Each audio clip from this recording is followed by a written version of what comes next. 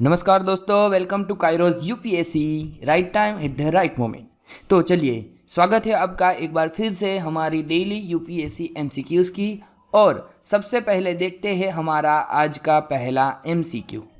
पहला एमसीक्यू पूछ रहा है हमसे, what is true about NCERT. चलिए, आपको एनसीईआरटी के बारे में सही सेंटेंस बताने हैं। पहला, it recently got public university status. क्या उसको अभी पब्लिक यूनिवर्सिटी स्टेटस मिला है? देखिए, ये जो कंटेक्स्ट है इस सवाल का वो क्या है कि अभी एनसीईआरटी को एक स्टेटस दिया है। वो ऐसा वाला नहीं है कि भैया व्हाट्सएप में हमने 24 आवर्स के लिए लगाया है, नहीं, ये दूसरा स्टेटस है। यहाँ पे एनसीईआरटी को एक बढ़िया सा स्टेटस मिला है, तो उसी के रिगार्डिंग एनसीईआरटी हमारे लिए इम्पोर्टेंट हो जाता है। तो पहला सेंटेंस पूछ रहा है कि भैया क्या उसको रिसेंटली पब्लिक यूनिवर्सिटी का स्टेटस मिला है क्या। चलिए दूसरा देखते हैं। It is establish in 1961 under the society act. अब सोसाइटी एक्ट आपको पता होगा कि सोसाइटी एक्ट कौन सा है, ठीक है। तीसरा sentence, NCF for school education is getting ready under the supervision of the committee formed by NCERT। क्या NCF जो है यह school education is getting ready, मतलब कि ऐसा कोई एक कमिटी बन रहा है, किसके अंतर्गत, किसके थ्रू, NCERT के थ्रू, किसके रिगार्डिंग, स्कूल एजुकेशन के सुपरविजन के रिगार्डिंग। तो आपको बताना है इनमें से कौन से सेंटेंस सही है। तो पहला वाला सेंटेंस गलत है, क्योंकि उसको अभी पब्लिक यूनिवर्सिटी स्टेटस नहीं मिला है, उनको कोई दूसरा वाला स्टेटस मिला हुआ है, ठीक है। तो पहला वाला गलत है भैया, पहला गलत है, ए कटा, साथ साथ डी कटा, क्योंकि हमें पूछा है ट्रू सही वाला, और बी वाला भी कट गया। क्यों? क्योंकि वहाँ पे भी एक है। तो हमारा सही आंसर ऑप्शन सी जो है यह हमें मिल जाएगा, क्योंकि यह एस्टैब्लिश 1961 में हुआ था और एनसीएफ एक सुपरविजन करने की एक कमिटी फॉर्म हो रहा है, ठीक है। चलिए थोड़ा सा देख लेते हैं। तो सबसे पहले तो आपको पता होना चाहिए एनसीईआरटी का फुल फॉर्म क्या होता है, national council of educational research and training, ठीक है, यानी कि NCERT। और उसको जो अभी स्टेटस मिला है, यह स्टेटस मिला है किसके लिए, डीम्ड यूनिवर्सिटी स्टेटस मिला है, ठीक है। अब डीम्ड यूनिवर्सिटी का स्टेटस किसको मिला है, NCERT को। ओके, चलिए उसकी फाउंडेशन के बारे में, उसकी एस्टेब्लिशमेंट में बारे में हम देख लें तो 1961 में उसको under the society act form किया गया था, ठीक है। एक और चीज़ आपको पता होनी चाहिए कि जो NCERT है, यह NCERT ने एक कमिटी असाइन किया हुआ है जिसका नाम क्या है, नेशनल करिकुलर फ्रेमवर्क, ठीक है। NCF नेशनल करिकुलम फ्रेमवर्क, किसके लिए, स्कूल एजुकेशन के सुपरविजन करने के लिए, ठीक है। चलिए एक और चीज़ आपको यहाँ पे याद रखना है, NCERT का मोटो क्या है, life eternal through learning, life eternal through learning, ठीक है। देखिए यहाँ पे आपको उसका लोगो भी मिल जाएगा, उसके साथ साथ आपको उसका टैगलाइन भी याद रखना है, क्या लिखा है, विद्यास्य अमृतन्युते, ठीक है। चलो दूसरा एमसीक्यू आपको पूछ रहा है, which state is making action plan for dementia. चलिए, डिमेंशिया मतलब क्या, डिमेंशिया मतलब एक प्रकार की ऐसी आपकी डिसीज हो गया कि जिसका मतलब क्या होता है कि आपके ब्रेन रिलेटेड और बॉडी के दूसरे पार्ट्स रिलेटेड, यानी कि बॉडी ऑर्गन रिलेटेड अगर कोई दिक्कत होती है तो इन दोनों के बीच में कनेक्शन का प्रॉब्लम जो रहता है उसको कहा जाता है डिमेंशिया, ठीक है। तो अभी यहाँ पे जो 4 ऑप्शन दिया है, आंध्र प्रदेश, तमिलनाडु, केरला और कर्नाटका, इन 4 में से एक स्टेट ऐसा है जिन्होंने क्या किया है, एक्शन प्लान बनाया हुआ है उनके खिलाफ लड़ने के लिए। तो कौन आएगा सही आंसर, बिल्कुल ऑप्शन डी जो है कर्नाटका, यह हमारा सही आंसर आएगा, ठीक है।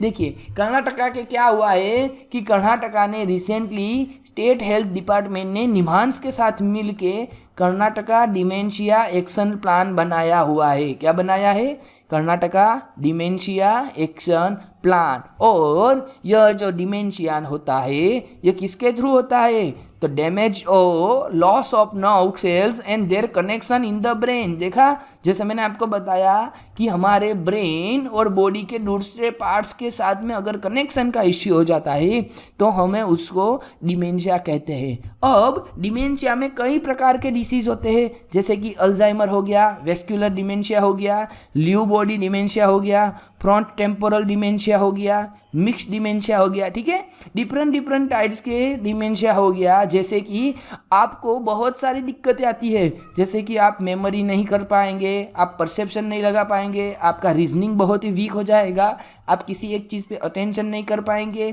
कोई सिंगल लैंग्वेज नहीं सीख पाएंगे, जजमेंट थोड़ा नहीं ले पाएंगे। मतलब गाड़ी चलाने जाएंगे तो इधर का उधर गाड़ी एक दूसरे के साथ एक्सीडेंट करवा देंगे, सही तरीके से किसी चीज़ के बारे में आप सोच नहीं सकते। ठीक है, तो ये जो सारी चीज़ होती है डिमेंशिया के अंतर्गत आती है। चलिए एक और क्वेश्चन हम देखते हैं। Recently SBI introduced UPI interoperability for CBDC. What is not true? What is not true about CBDC? देखिए क्या हुआ है, कंटेक्स्ट तो सेंटेंस में ही आ गया है कि भैया SBI ने अभी UPI इंटरऑपरेबिलिटी फॉर CBDC को लॉन्च किया है, ठीक है, इंट्रोड्यूस किया है, लेकिन यह CBDC के ऊपर क्वेश्चन है, उसमें से कौन सा सेंटेंस गलत है यह बताना है। ठीक है, चलिए पहला, CBDC are a form of digital currency issue by a country central bank. तो क्या यह सेंटेंस सही है? बिल्कुल सेंटेंस सही है। देखिए आपको CBDC अगर मैं थोड़ा बहुत समझा दूं तो क्या होता है, मान लीजिए एक बैंक है जिसका नाम है बैंक ऑफ बड़ौदा और दूसरा एक बैंक है SBI। ठीक है, अब बैंक ऑफ बड़ौदा में A नाम का पर्सन का अकाउंट है और SBI में B नाम के पर्सन का अकाउंट है। ठीक है, अब मान लीजिए कि A ने B को पैसा ट्रांसफ़र किया थ्रू पेटीएम। ठीक है, कि भैया लो जी आपका 5,000 रुपये में अदा कर देता हूँ। ठीक है, जो उनका पर्सनली कोई ट्रांजैक्शन होगा तो ए बंदे ने पेटीएम किया बी बंदे को, ए बंदे का बैंक अकाउंट जुड़ा हुआ है बैंक ऑफ बड़ौदा के साथ और बी बंदे का अकाउंट जुड़ा हुआ है SBI के पास। अब ए ने बी को पैसा दे दिया, मतलब पेटीएम से 5,000 रुपये यहाँ पे तो माइनस हो गए और यहाँ पे प्लस हो गए, लेकिन यह चीज़ इतनी आसान नहीं है। बैकएंड में क्या प्रोसेस होती है, बैकएंड में बैंक ऑफ बड़ौदा ने SBI को 5,000 रुपये फिजिकल फॉर्म में पे करना पड़ रहा है। ठीक है, तो हमारा जो सिस्टम है, तो फिलहाल सिस्टम कैसा है कि भैया हमें जो पैसा दिख रहा है हमारे वॉलेट में, यह वॉलेट में पैसा सिर्फ डिजिटल दिख रहा है, पैसा डिजिटल नहीं है। याद रखिएगा, पैसा तो हमारा कैसा फॉर्म है, फिजिकल फॉर्म ही है। ठीक है, सिर्फ दिख रहा है डिजिटल में, लेकिन मान लीजिए अगर पैसा ही पूरा डिजिटल हो जाए तो यही पैसा डिजिटल बनाने के लिए क्या लेके आए हैं, सेंट्रल बैंक डिजिटल करेंसी। ठीक है, चलिए तो CBDC जो है यह एक डिजिटल करेंसी है जिसको इश्यू किया जाता है कंट्री की खुद की सेंट्रल बैंक के द्वारा, यानी कि हमारे देश में RBI के द्वारा। पहला सेंटेंस सही है। दूसरा, it is not equivalent to the country's fiat currency. नहीं, ये चीज़ गलत है। क्यों? क्योंकि यह क्या होता है, इक्विवेलेंट होता है। ओके, तो दूसरा सेंटेंस गलत है और यही हमारा क्या हो जाएगा, आंसर हो जाएगा। फिर भी ऑप्शन C और D हम देख लेते हैं। क्या है C? It promotes financial inclusion and simplifies implementing monetary and physical policy. Yes, बिल्कुल सही बात है।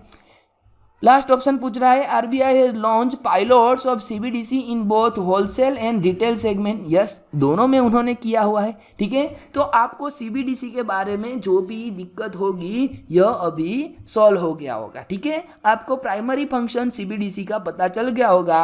साथ ही साथ हमारा सही आंसर हो जाएगा ऑप्शन B। क्या है? It is not equivalent to the country's fiat currency. यह सेंटेंस गलत हो गया। ठीक है, चलिए तो क्या हुआ है अभी रिसेंटली, जैसा कि आपको स्टेटमेंट ने दे दिया था, SBI ने क्या किया था, इंटरऑपरेबिलिटी चालू किया था। ठीक है, ओके चलो नेक्स्ट MCQ पूछ रहा है आपको, रिसेंटली लोकप्रिय Gopinath Bardoloi international airport get ISO certificate. देखिए कंटेक्स्ट क्या है कि भैया लोकप्रिय गोपीनाथ बारडोलाई इंटरनेशनल जो एयरपोर्ट है उसको क्या मिला है, ISO सर्टिफिकेट मिला है। ठीक है, तो यह एयरपोर्ट जो है यह कहाँ पे आया है वो बता दीजिए। क्या यह दिल्ली में आया है, क्या अगरतला में आया है, क्या मदुराई में आया है या फिर गुवाहाटी में आया है? तो इसका सही आंसर है ऑप्शन D। यह जो एयरपोर्ट है, यह एयरपोर्ट आया हुआ है गुवाहाटी में। ठीक है, अब क्या हुआ है कि गुवाहाटी को जो वहाँ पे उसका इंटरनेशनल एयरपोर्ट है उसका नाम क्या किया गया है, उसका नाम वहाँ के एक ग्रेट लीडर्स के बेस पे दिया हुआ है। ठीक है, और उनको अभी क्वालिटी के मामले में उसको अभी ISO 10,002 एंड 2018 नाम का यह सर्टिफिकेट मिला हुआ है, तो आपको यह याद रखना होगा। ठीक है, ओके चलिए नेक्स्ट MCQ पूछ रहा है, where is the 4th G20 sherpa meeting held. चलिए भैया बता दीजिए G20 शेरपा मीटिंग कहाँ पे हेल्ड हुई, चौथी वाली, अहमदाबाद में, दिल्ली में, विशाखापट्टनम में या नूह में। तो इसका सही आंसर आप गेस मार्क भी नहीं लगा सकते, ऐसी जगह पे हुआ है। देखिए अभी रिसेंटली हरियाणा में आपको पता होगा कि एक जगह बहुत फेमस हो चुकी थी क्योंकि वहाँ पे कुछ दंगे हुए थे। ठीक है, और उसी दंगे के बेस पे नूह हमारे लिए नेगेटिव में पब्लिश हो गया था, नेगेटिव न्यूज़ के लिए यह चर्चा में था। लेकिन ये जो 4th G20 शेरपा समिट हुई ये कहाँ पे हुई थी, ये हुई थी नूह में। नूह कहाँ पे आया है, हरियाणा में। ठीक है, सो ऑप्शन डी जो है यह हमारा सही आंसर होगा। ठीक है, चलिए देख लीजिए कि क्या होता है। देखिए तो जो शेरपा होते हैं, यह शेरपा एक पूरी की पूरी कंट्री का जो भी एक कॉन्वॉय होता है उस कॉन्वॉय का लीडर्स होता है। ठीक है, और यह जो कोई कंट्री होगी उस कंट्री का जो सबसे लीडर जो होता है उस लीडर को ही हम क्या कहते हैं, शेरपा कहते हैं। ठीक है, मतलब कि मान लीजिए अगले साल कहीं और जगह पे G20 की मीटिंग हो रही है तो हमारी ओर से हमारा शेरपा ही सारी चीज़ डिसाइड करेगा। ठीक है, और यही सारे लोगों को एक साथ लेके अब यहाँ पे बिजनेसमैन भी आ गया, यहाँ पे टूरिज्म भी आ गया, यहाँ पे इकोनॉमी भी आ गई, यहाँ पे साइंस एंड टेक भी आ गया, यहाँ पे AI भी आ गया। इन सारे डोमेन्स को एक साथ लेके चलने वाला जो बंदा होता है वह होता है शेरपा। ठीक है, चलिए आप बता दीजिए कि हमारे देश में G20 के फिलहाल शेरपा कौन है। ठीक है, कौन है हमारे देश में G20 के शेरपा। हर एक कंट्री का अलग अलग एक शेरपा होगा। ठीक है, चलो G20 जो है यह G20 में कौन कौन से कंट्री आते हैं तो आपको याद रखना है 19+1। क्या याद रखना है, 19+1। देखिए सबसे पहले हम शुरुआत करते हैं अमेरिका से। तो अमेरिका में आपको 5 चीज़ याद रखनी है भाई, ऊपर 3 यानी कि कनाडा, अमेरिका, मेक्सिको और नीचे 2 ब्राज़ील और अर्जेंटीना। ठीक है, याद रखिएगा पिछली बार UPSC ने पूछ चुके हैं कि भाई G20 में कौन कौन से देश आते हैं, वहाँ पे अर्जेंटीना भी एक ऑप्शन में था। ठीक है, चलिए अब आते हैं हम एशिया में, और एशिया ऑस्ट्रेलिया और आते हैं अफ्रीका कंटिनेंट में। तो देखिए ऑस्ट्रेलिया में ऑस्ट्रेलिया को गिन लेने का और अफ्रीका में साउथ अफ्रीका को गिन लेने का। ठीक है, अब बचा हमारे लिए 2 कॉन्टिनेंट, एक है यूरोप और एक है एशिया। तो एशिया में देखते हैं तो सबसे पहले हमारा प्यारा भारत, उसके बाद इंडोनेशिया, चाइना, रशिया, कोरिया और जापान। ठीक है, कोरिया में वहाँ पे वो किम जोंग उन वाला कोरिया मत याद रखना, याद रखना है हमें कौन सा, साउथ कोरिया। ठीक है, ओके। अब बारी आती है सऊदी अरेबिया, उसके बाद आती है तुर्की, इटाली, फ्रांस, UK, जर्मनी और यूरोपियन यूनियन। तो 19 कंट्रीज़ प्लस यूरोपियन यूनियन यानी कि टोटल 20 जो हमारे मेंबर्स है वो 20 मेंबर में 19 देश है और एक यूनियन है। ठीक है, यही जो लोग हैं यह G20 पूरे वर्ल्ड का 80% से ज़्यादा क्या करते हैं, GDP का होल्ड करके बैठे हैं। ठीक है, साथ ही साथ पूरी दुनिया के 60% से भी ज़्यादा क्या है यहाँ पे पॉपुलेशन है। ठीक है, तो यह पूरी दुनिया के लिए बहुत ही अहम मीटिंग होने वाली है जिसका 2023 का कौन कर रहा है, उसका होस्ट कर रहा है हमारा प्यारा भारत। ठीक है, चलिए अब बताइए 2024 में कौन करेगा और 2025 में कौन करेगा। ठीक है, ये 2 चीज़ आपको मुझे बतानी है। चलिए ये थे हमारे करंट वाले सेक्शन। अब हम बढ़ते हैं हमारे आगे स्टैटिक वाले क्वेश्चन। जैसा कि आपको पता है अब हमने शुरुआत किया है 2019 के PYQs की। सबसे पहला MCQ, in the context of which one of the following are the terms pyrolysis and plasma gasification mention. चलिए पायरोलिसिस और प्लाज्मा गैसिफिकेशन किनके साथ जुड़ा हुआ है, क्या एक्सट्रैक्शन ऑफ अर्थ एलिमेंट, दूसरा natural gas extraction technologies, last तीसरा option hydrogen fuel based automobiles या फिर वेस्ट टू एनर्जी टेक्नोलॉजीज। तो सही आंसर होगा इसका option D, waste to energy technologies. ठीक है, चलो। Which of the following statement are correct about the deposits of methane hydrate. चलिए, मीथेन हाइड्रेट के रिगार्डिंग 3 सेंटेंस दिए हैं, उनमें से कौन से सेंटेंस क्या पूछा है, करेक्ट वाला पूछा है। पहला, global warming might trigger the release of methane gas from this deposit. Yes, might लिख दिया है, मतलब संभावना है। अगर संभावना होगी तो यूपीएससी उसको सही करता है। ठीक है, तो पहला सेंटेंस हमारा सही है। दूसरा, large deposit of methane hydrate are found in Arctic tundra and under the sea floor. ये बात भी सही है कि भैया जो मीथेन का हाइड्रेट है उसका लार्ज पार्ट हमें आर्कटिक में, टुंड्रा वाले रीजन में और अंडर द सी फ्लोर मिलता है। तो दूसरा सेंटेंस सही है। तीसरा, methane in atmosphere oxidize to carbon dioxide after a decade और 2। यस, बिल्कुल कह सकते हैं कि भैया जो मीथेन होता है या कार्बन डाइऑक्साइड को क्या करवाता है, ऑक्सीडाइज करवाता है, जिससे क्या होता है, हमारा जो एटमॉस्फियर में पॉल्यूशन रहता है उसकी इंटेंसिटी और ज़्यादा बढ़ जाती है। तो यहाँ पे तीनों सेंटेंस सही है। हमें पूछा है कितने सही है, तो भैया 1, 2 और 3 सभी सही है, यानी कि ऑप्शन डी जो है यह हमारा सही आंसर हो जाएगा। चलिए चलते हैं नेक्स्ट क्वेश्चन की ओर। In the context of the proposal to the use of hydrogen enrich CNG यानी कि HCNG as fuel for buses in public transport, consider the following statements. Public transport के लिए HCNG का जो प्रपोजल है उसके लिए हमें क्या करना है, हमें बताना है करेक्ट वाले सेंटेंस। कितने दिए हैं, 4 दिए हैं। चलिए एक के बाद एक देखते हैं। पहला, the main advantage of the use of HCNG is elimination of carbon monoxide emission. अच्छा भैया, एलिमिनेशन करने की बात कर रहे हो आप? अरे इतना जल्दी एलिमिनेशन हो जाएगा तो सारी दुनिया HCNG के ऊपर ही लग जाएगी। तो भैया पहला चीज़ तो बहुत एक्सट्रीम बोल दिया, पहला सेंटेंस गलत है।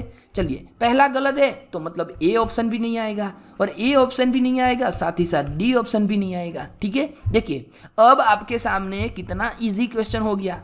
अब आपको देखना है या तो दूसरा सही होना चाहिए, या तीसरा सही होना चाहिए, या फिर चौथा सही होना चाहिए।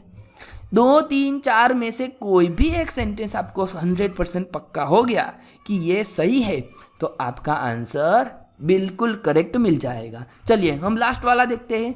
HCNG makes the fuel less expensive than CNG। नहीं नहीं नहीं नहीं नहीं नहीं नहीं नहीं नहीं नहीं नहीं नहीं भैया, लेस एक्सपेंसिव कैसे होगा, अभी तो बना भी नहीं है। और जब चीज़ कोई बन जाएगी उसके बाद इकोनॉमी ऑफ स्केल लगता है। क्या लगता है, इकोनॉमी ऑफ स्केल लगता है, तब वो चीज़ हमारी कैसी होगी, लेस एक्सपेंसिव होगी। फिलहाल तो ये अभी बहुत ही महंगी होती है। ठीक है, इट्स अ वेरी कॉस्टली। तो चौथा सेंटेंस हमारा गलत है। चलिए चौथा गलत हुआ तो सी कटा, सी कटने के साथ ही ऑटोमेटिक हमारा आंसर बी जो है या सही हो जाएगा। मतलब कि HCNG as fuel reduce carbon dioxide and hydrocarbon emissions. Hydrogen up to 1/5 by volume can be blended with CNG as fuel for buses. Yes, option 2 हमारा सही आंसर है, क्योंकि दूसरा और तीसरा सेंटेंस सही है। चलिए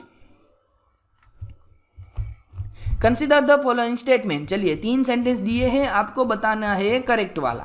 पहला, agriculture soil release nitrogen oxides into environment. सबको पता है भैया, आपको नहीं पता है तो जाके बुक्स पढ़िए। दूसरा, cattle release ammonia into environment. ये बात भी सबको पता है कि कैटल जो होती है यह कैटल हमारे एमोनिया को रिलीज करते हैं। तो दूसरा वाला भी सेंटेंस सही है। तीसरा, poultry industry release reactive nitrogen compounds into environment. हाँ बिल्कुल सही बात है। आप ऐसा एक भी स्टडी दिखाओ कि भाई ये नहीं करते हैं, और ऐसा स्टडी आपका कैसा होना चाहिए, यूनिवर्सल होना चाहिए, तभी यूपीएससी मानेगी। तो ये बात तो हमारी गलत होगी, मतलब कि यह रिलीज कर रहा है। तो तीसरा सेंटेंस भी सही है, पहला सही, दूसरा सही, तीसरा सही। हमें पूछा है करेक्ट, तो भैया आंसर आ जाएगा ऑप्शन डी 1, 2 एंड 3। चलिए, why is there a great concern about the microbeads that are release into environment. भैया सबसे बड़ा हमें जो दिक्कत होने वाली है किसके थ्रू? माइक्रोबिट्स के थ्रू। क्योंकि अगर वो एनवायरनमेंट में चला गया तो कौन सी दिक्कत होगी? वो सबसे बड़ी होनी चाहिए, ठीक है। पहला option, they are considered harmful marine ecosystem. दूसरा, they are considered to cause skin cancer in children. तीसरा, they are small enough to absorb by crop plants in irrigated fields. और last, they are often found to be used as food adulteration. तो भैया यहाँ पे सबसे ज़्यादा अगर दिक्कत होगी तो पहले वाले में दिक्कत होगी। क्यों? क्योंकि यही हमारा आंसर है। नहीं, ये हमारा आंसर इसलिए है क्योंकि इनके थ्रू क्या होगा? हार्मफुल हमारे मरीन इकोसिस्टम को होगा। देखिए, अगर छोटे छोटे प्लास्टिक के टुकड़े हमारे समंदर में चले गए तो उससे क्या होगा कि पहले उसको छोटी फिश खाएंगे, फिर छोटी फिश को बड़ी फिश खाएंगी, और इस बड़ी फिश को ह्यूमन कंज्यूम करेगा, और जो टॉक्सिक लेवल यहाँ पे था यह बढ़ के यहाँ पे हो जाएगा, और यहाँ से बढ़ के और यहाँ पे हो जाएगा। तो हमारे लिए सभी ओर से यह खतरा है। सो ऑप्शन ए जो है यह हमारा बिल्कुल सही आंसर है, ठीक है। चलिए, ये थे आज के हमारे यूपीएससी के एमसीक्यूज। देखिए भैया, आपको फिर से एक बार बता रहे हैं कि अगर आपके एमसीक्यूज पुराने वाले छूट गए हैं तो एक बार जल्दी से, चाहे तो डबल की स्पीड में आप वीडियो भगा के पूरा एक बार देख लीजिए, ठीक है। यह आने वाले टाइम में आपको बहुत सारे फायदे करवाएगा, ठीक है। तब तक के लिए शेयर करें, सब्सक्राइब करें और इस चैनल के साथ जुड़े रहें, ठीक है। चलिए, थैंक यू।